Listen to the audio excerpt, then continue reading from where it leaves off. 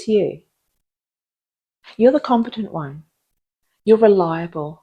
People come to you, they open up to you. You're the steady one, the problem solver, the glue that holds it all together. You rarely fall apart. You handle things, deadlines, family logistics, everyone else's emotions, decisions, other people's crises. From the outside, you look like you're coping just fine. But underneath it all, you just can't switch off. When you finally sit down and relax, your body might stop, but your mind doesn't. It scans, it replays conversations, it plans tomorrow, it thinks 3 steps ahead.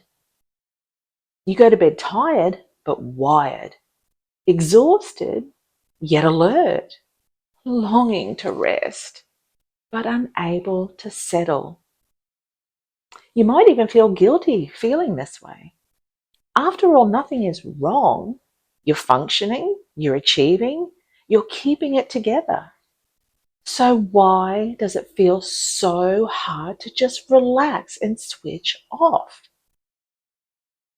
I'm a psychologist, and I'm here to let you know this isn't about you being disorganized, lazy, or not doing enough. It's not a motivation problem, and it's not a personality flaw.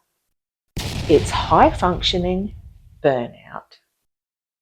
It's what happens when your nervous system has been living in low-grade survival mode for a long time, constantly anticipating, managing, holding everything up. And this part is important. It's a pattern your nervous system has learned, which means it isn't who you are. It's something your body has practiced. And the good news about patterns, even ingrained ones, is that they can be changed. So what is high functioning burnout? When most people hear burnout, they think of work, long hours, demanding bosses, heavy workloads. And yes, that can contribute. But for many women, burnout looks different. We carry multiple roles: mother, partner, carer, worker, daughter. We manage paid or unpaid work. We raise children. We care for aging parents. We organise households, relationships, appointments, and often other people's emotions and reactions. We become the glue. And high functioning burnout doesn't look like falling apart. It looks like coping, producing, holding it together. From the outside, you look very capable and competent. But inside, well, that's a different story. Here's what's actually happening in your nervous system. Your nervous system has 3 core states. Mobilization, which is fight or flight, that's that feeling of being breathless.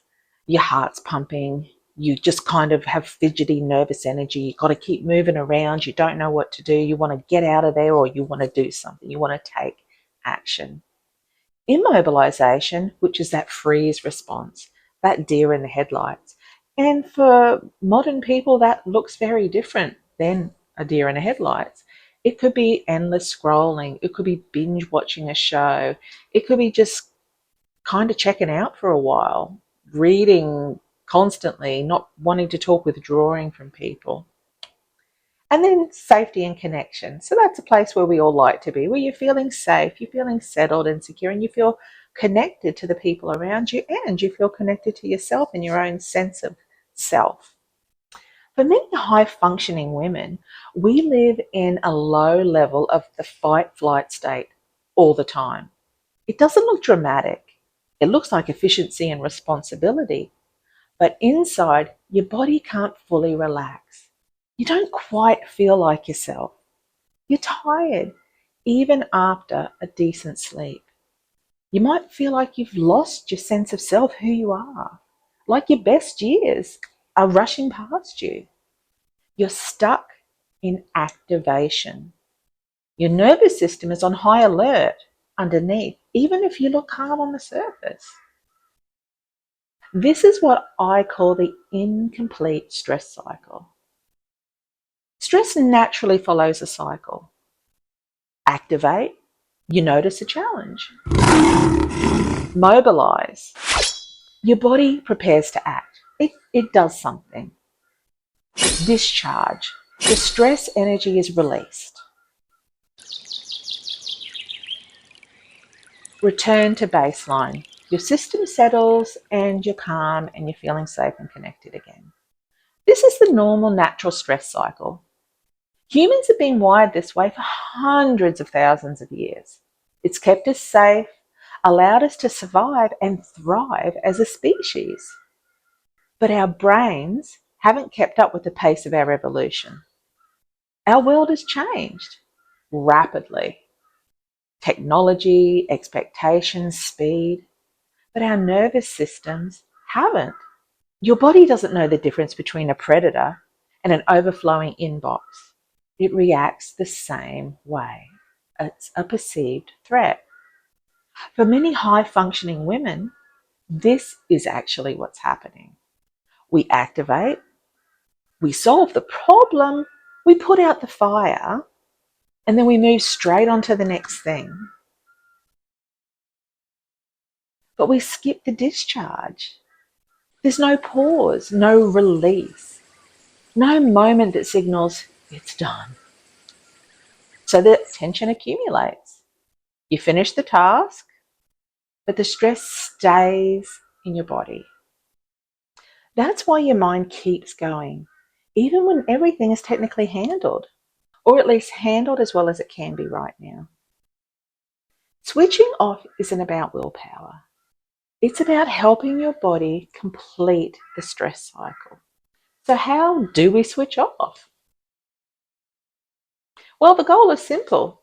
Complete the stress cycle. Calm your body. Retrain your brain so rest feels safe again. Here's a great place to start. Step 1. Signal safety to your body. You can't think your way out of being on. Your body has to feel safe. Even small cues make a difference. Take a few slow, deep breaths. Make your exhale longer than your inhale. Use intention as your anchor. If you intend that those breaths are helping you release stress and tension, your brain understands what you're trying to do and it supports the shift. Shake out your hands and shoulders or your whole body after something stressful. Do a few stretches or even jumping jacks. Deliberately slow your movement for a minute. Or even try a few Tai Chi moves. People will think you're really, really zen. Close your laptop, put your phone on silent, and walk away for 5 minutes. The world won't end if you reset yourself. These aren't dramatic interventions, they're signals. Signals that you can send to your nervous system to say it's okay to slow down, you're safe, you're calm, and it's all right. Step 2, contain responsibility. A lot of activation comes from feeling like everything is yours to solve immediately. One powerful shift is learning to contain responsibility instead of carrying it 24/7. For example, take a notebook and write down, what is not mine to solve tonight? Not forever, just for tonight. You're not avoiding, you're creating a boundary for your nervous system. You're telling your brain, this can wait. That alone lowers the constant internal scanning. I'll go deeper into saying no and setting boundaries in another video, so make sure you subscribe if you'd like to hear more about that. Step 3, close your day. Your nervous system relaxes with predictability, so give it a clear ending. Create a small, repeatable ritual that signals the day is done. For example, say to yourself, today I did enough. Create a ritual that signals to your nervous system that everything can wait. And now it's time to focus on the things that truly matter to you. That might be family time, alone time, doing a hobby, going for a walk, doing some gardening, whatever feels restorative to you. Limit your tech and notifications after a certain time each day and let people know about it. Follow the same sequence and same routine every evening. Repetition builds predictability. Predictability builds safety, and safety builds peace and calm. Over time, your body recognizes the pattern and begins to settle more easily. You don't need dozens of strategies. Even one practice done daily beats 5 done occasionally. Simple, repeatable routines that tell your body it's safe, it's time to pause, the day is complete. You're not weak for feeling exhausted. You are likely very capable, and your nervous system has simply been doing what it was trained to do. If this resonates, I've created a short guide that walks you step by step through this reset process, so you can practice it consistently and finally give yourself some real relief. It's pinned in the comments below. Thanks for joining me.